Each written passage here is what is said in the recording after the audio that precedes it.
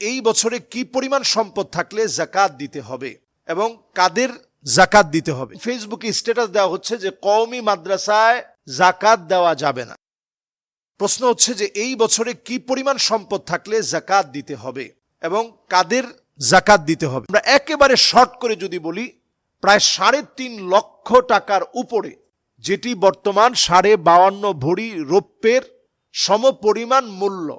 আমি আবারও বলছি, 52.5 ভরি রৌপ্যের সমপরিমাণ মূল্য, যেটা বর্তমান বাজার দর অনুযায়ী আমরা আমাদের হাতের সামনে বলতে পারি যে এটা একেবারেই 3.5 লাখ টাকা।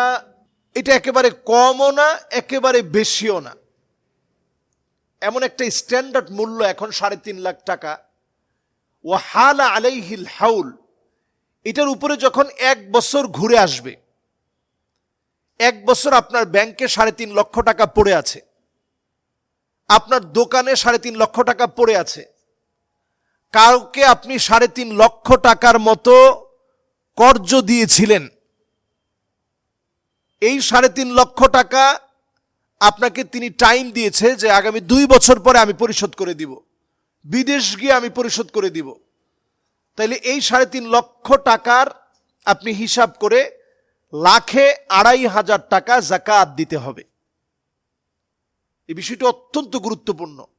আপনি কোনো একটা জায়গায়, কোনো একটা ফান্ডে, কোনো একটা স্থানে, কোনো একটা ব্যবসায় 3.5 লক্ষ টাকা আপনি ইনভেস্ট করেছেন, ওয়া হালা আলাইহিল হাউল, এটার উপরে 1 বছর ঘুরে আসছে, এখন আপনাকে 1,02,500 টাকা যাকাত দিতে হবে। বাংলাদেশে যদি যাকাতকে প্রপার ইউটিলাইজ করা যেত, প্রপারলি যদি যাকাত আদায় করা যেত, দারিদ্র বিমোচন শুধু নয়, 5 বছরের ভিতরে বাংলাদেশে বেকারত্ব দূরীকরণ হয়ে যেত, অর্থনৈতিকভাবে দেশটা স্বাবলম্বী হয়ে যেত। আমরা যাকাত দিচ্ছি না, সম্পদকে আমরা সংরক্ষণ করে রাখি। নবী করিম সাল্লাল্লাহু আলাইহি ওয়াসাল্লাম বলছেন, কিয়ামতের আগে একটা সময় আসবে এমন, যেই সময় আপনারা দেখবেন কিয়ামতের আগে মানুষের ভিতরে যাকাত দিবে, ওয়াজ যাকাতু মাগরামা, যাকাতটাকে অভিশাপের মতো মনে করবে যে আরে এতগুলা টাকা চলে যাচ্ছে। একটা থোক বরাদ্দ দিবে, কিছু টাকা বরাদ্দ দিয়ে দিবে, যাকাতের নামে শাড়ি আর লুঙ্গি দিবে। আল্লাহ কা কসম, রমাদান মাসে রোজা রেখে আমি বলি, যেই লোকটা যাকাতের নামে শাড়ি আর লুঙ্গি যাকাত দেয়, যাকাতের হিসাব না রেখে আপনার 1টি টাকার যাকাত আল্লাহর কাছে আদায় হয় নাই।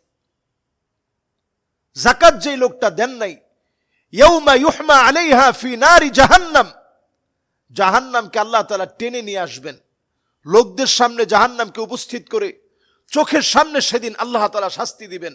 হাযা মা কানাসতুম লিআনফুসিকুম, এটা তোমার সম্পদ, যে সম্পদকে তুমি সংরক্ষণ করেছিলা তোমার সন্তানের জন্য।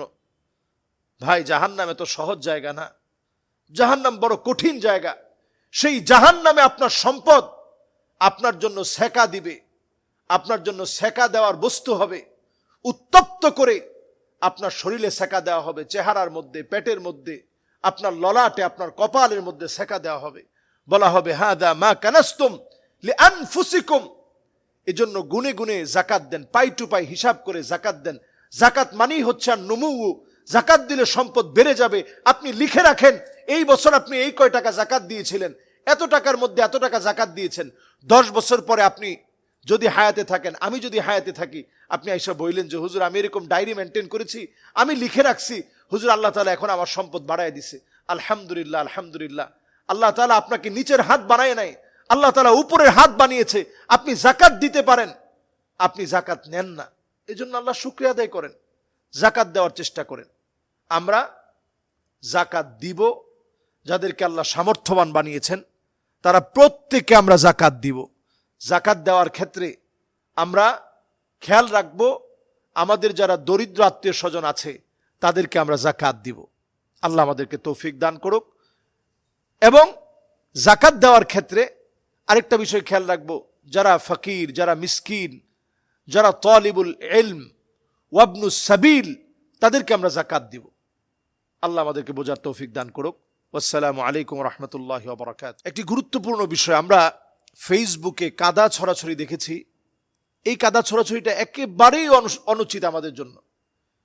এই ঐক্যের বাংলাদেশে, সম্প্রীতির এই বাংলাদেশে আমরা দেখেছি এইরকম ফেসবুকে স্ট্যাটাস দেওয়া হচ্ছে যে কওমি মাদ্রাসায় যাকাত দেওয়া যাবে না। তো এই বিষয়টা নিয়ে যেন আমি কথা বলি, প্রশ্ন করা হয়েছে। আসলে এটা এত লজ্জাজনক একটা কথা, কোন আলেম এই কথার প্রবর্তক হবে এটা অন্তত আমরা আশা করি না। আল্লাহ তাআলা যাকাতের খাতগুলো নির্ধারণ করে দিয়েছেন। ইন্নামাস সাদাকাতু লিল ফুকারা ওয়াল মাসাকিন, এখান থেকে নিয়ে আপনি 8টি খাত পড়ে দেখবেন। মিসকিনদেরকে যাকাত দিবেন, আপনি ফকিরদেরকে যাকাত দিবেন, ইয়েতিমদেরকে যাকাত দিবেন, যারা ঋণগ্রস্ত তাদেরকে যাকাত দিবেন।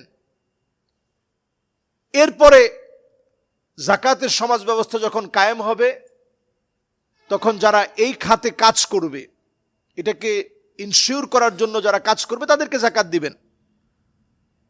এরপরে কোনো মানুষ ইসলামের দিকে আকৃষ্ট করার জন্য যাকাত দিবেন। এখন এই খাতটা উলামায়ে কেরাম মতামত দেন যে এই খাতটার এখন তেমন বেশি প্রয়োজনীয়তা নেই, এই জন্য যে হাজারো হাজারো মানুষ, লক্ষ লক্ষ মানুষ, কোটি কোটি মানুষ এখন মুসলিম, 200 কোটি প্রায় মুসলমান। এই মুসলমানদের ভিতরে অনেক মানুষ আছে অভাবে অনটনে, যারা ইফতার করতে পারছে না, তাদের কাছে আপনি যাকাতের অর্থ পৌঁছায় দেন। এরপর আপনি যাকাত দিবেন যারা পড়াশোনা করছে, তালিবুল ইলম ওয়া ইবনুস সাবিল ওয়া ফি সাবিলিল্লাহি, যারা আল্লাহর পথে আছে, দিন শিখার জন্য আছে, জিহাদের ময়দানে আছে, ইসলাম বিজয়ের জন্য যারা কাজ করছে তাদেরকে যাকাত দিবেন। যারা খুরুজ ফি সাবিলিল্লাহ আছে, যারা আল্লাহর দিন শিখার জন্য বের হয়েছে তাদেরকে যাকাত দিবেন। স্পষ্ট এটা কোরআনের খাত। সেখানে আপনি কেমনে বলেন যে কওমি মাদ্রাসায় যাকাত দেওয়া যাবে না? এই বিদ্বেষ আসলে কোনোভাবেই মুসলমানদের সমাজে কাম্য নয়। আমরা উলামায়ে কেরাম সম্প্রীতি মহাব্বত নিয়ে কথা বলবো।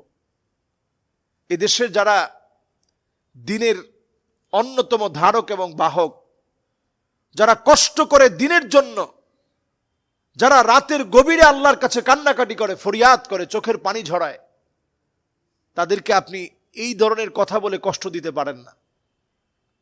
এটা তো আপনি খেতে পারবেন না, তো যারা খেতে পারবে, যে সমস্ত ইয়েতিমদের জন্য আল্লাহ তাআলা হক রেখেছেন, তালিবুল ইলমদের জন্য হক রেখেছেন। আপনি কি জানেন যে আল আজহার বিশ্ববিদ্যালয়ে আমরা পড়াশোনা করেছি, ওখানে স্কলারশিপ দেওয়া হতো, এটাকে বলতো মিনহা বা স্কলারশিপ। এটা আসতো কোত্থেকে? ওয়ার্ল্ডের বড় বড় দেশ, কুয়েত, কাতার, সৌদি, বাহরাইন, এরপরে দুবাই, এই সব দেশের ধনীরা আল আজহারে যাকাতটা দিত।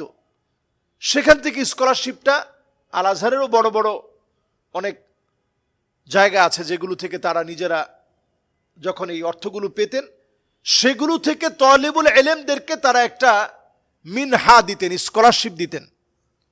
আমাদের পিছনে প্রত্যেক মাসে $400 খরচ হতো, আমাদের খাবার দাবার, গাড়ি, আমাদের বই পুস্তক, এবং আমাদেরকে যে স্কলারশিপটা দেওয়া হতো। এই যে 40,000 টাকা, এটা কোত্থেকে আসতো? এটা আসতো যাকাতের টাকা থেকেই। এই জন্য এটাকে ছোট করার কোনো সিস্টেম নেই। আল্লাহ তাআলা যখন আপনাকে খাওয়ার মতো বানিয়েছেন তখন আপনি খেলেন, দেওয়ার মতো যখন বানিয়েছেন তখন আপনি দিবেন। এর নামই তো ইসলাম। হাক্কুন লিসসাইলি ওয়াল মাহরুম, এটা বঞ্চিত মানুষের অধিকার। তো আপনি যেহেতু খেতে পারবেন না, যারা খেতে পারবে তাদেরকে আপনি দিতে নিষেধ করবেন কেন? আল্লাহর শরীয়তের উপরে বাড়াবাড়ি করা যাবে না, মাআযাল্লাহ। এজন্য আমরা কাউকে ছোট করে কথা বলবো না, এতে করে আমাদের সম্প্রীতি মহব্বত নষ্ট হবে। আল্লাহ আমাদেরকে বোঝার তৌফিক দান করুন।